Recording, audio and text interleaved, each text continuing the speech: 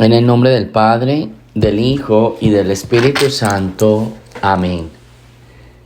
Del profeta Isaías. Visión de Isaías, hijo de Amós, acerca de Judá y Jerusalén.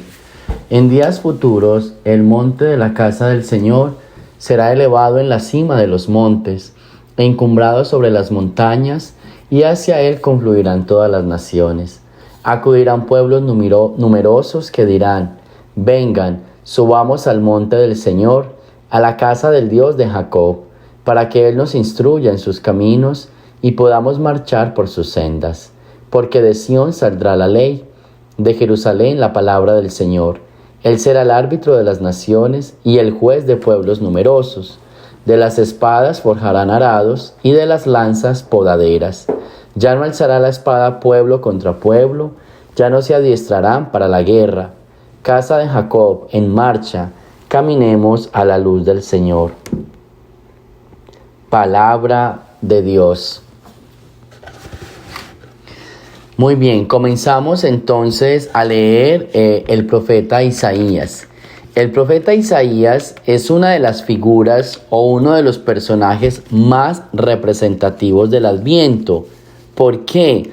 Porque Isaías es el profeta que anuncia la salvación de Israel.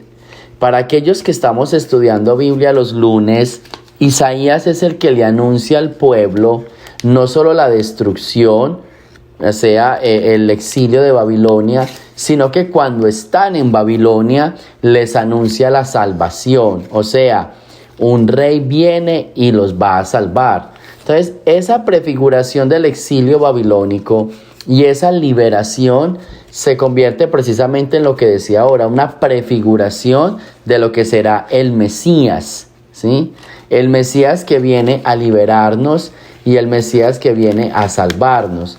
No precisamente con espadas y con palos, sino una salvación espiritual. Y por eso ya no se alzarán para la guerra, porque es que ya no es con armas, la liberación es con el corazón, con el espíritu. Entonces, Isaías se convierte en ese profeta que le anuncia la paz al pueblo. Yo creo que una de las mayores guerras que tenemos que vencer es la guerra contra nosotros mismos, nuestros sentimientos negativos, nuestras emociones negativas, nuestros instantes de la vida que destruyen nuestra paz interior. Esa guerra es la que anuncia Isaías, o es la que dice: hay un mensajero que trae la paz. Y la paz no es el cese de guerras, la paz es esa coherencia de vida, esa vida en oración, esa vida en tranquilidad, esa vida con sentimientos positivos. Entonces, eso es lo que anuncia Isaías. Hoy, entonces dice: ya se acercan los días. Esto ya se acerca. Y de Sión saldrá la ley, porque los mandamientos vinieron de Sión, ¿sí? Pero de Jerusalén viene la palabra del Señor, porque Dios es el verbo, o Jesús es el verbo hecho carne, ¿sí?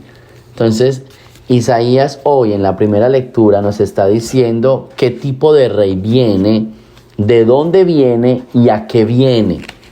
Viene un rey que nos anuncia la salvación. Viene de Jerusalén, ¿sí? Y viene a traernos la paz. Es el Salvador, viene de Jerusalén y nos trae la paz. Tres cosas que podemos reflexionar. ¿Dónde está mi Jerusalén? Jerusalén es el lugar, o Jerusalén es la ciudad donde nace el Salvador. Tenemos que volver a Jerusalén, porque hace días nos salimos de Jerusalén y perdimos la paz. Vamos a buscar a Jerusalén, vamos a buscar a ese Belén, a esa pequeña Belén, tan pequeña entre todos los pueblos, pero tan grande porque vio ver nacer el Salvador. Entonces, ¿dónde está nuestro Belén? Yo creo, y podemos hacer un ejercicio en este tiempo de Adviento, de buscar esos lugares, buscar esas situaciones que nos traen la paz. Belén es el lugar donde nace la salvación, donde nace la paz. Belén es el lugar donde una estrella brilla en medio de la oscuridad. Yo creo que un ejercicio, les estaba comentando, que podemos hacer en estos tiempos, cuando te sientas abatido, cuando te sientas triste, ¿sí? Cuando te sientas como que has perdido como la calma, como que has perdido los ánimos. Entonces busca a ese Belén que vio nacer el Salvador, ese Belén que vio brillar una estrella o una luz en medio de la oscuridad. ¿Ves? Eso es bien importante. ¿Dónde está tu Belén? ¿Dónde está tu paz? ¿Dónde está tu salvación?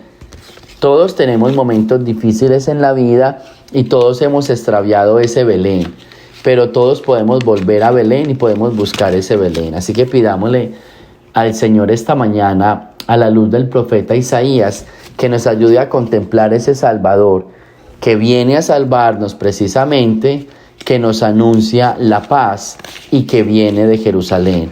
Que nos ayude a nosotros a buscar ese Jerusalén, a ver ese Salvador y a vivir esa salvación. Del Evangelio de San Mateo. En aquel tiempo, al entrar Jesús en Cafarnaún, se le acercó un oficial romano y le dijo: Señor, tengo en mi casa un criado que está en cama paralítico y sufre mucho. Él le contestó: voy a curarlo. Pero el oficial le replicó: Señor, no soy digno de que entres en mi casa. Con que digas una sola palabra, mi criado quedará sano, porque yo también vivo bajo disciplina y tengo soldados a mis órdenes. Cuando le digo a uno ve, él va, al otro ven y viene. A mi criado haz esto y lo hace. Al oír aquellas palabras, se admiró Jesús y dijo a los que lo seguían: yo les aseguro que en ningún israelita he hallado una fe tan grande. Les aseguro que muchos vendrán de oriente y de occidente y se sentarán con Abraham, Isaac y Jacob en el reino de los cielos. Palabra del Señor.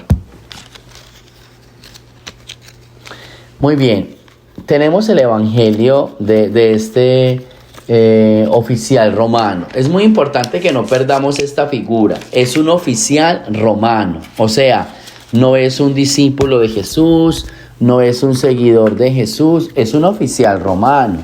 ¿Qué significa que es un oficial romano? Significa que es una persona que no es judía, primero que todo, ¿sí? O sea que esto de creer en Dios, esto de creer en los mandamientos, no creo que este oficial lo practique mucho.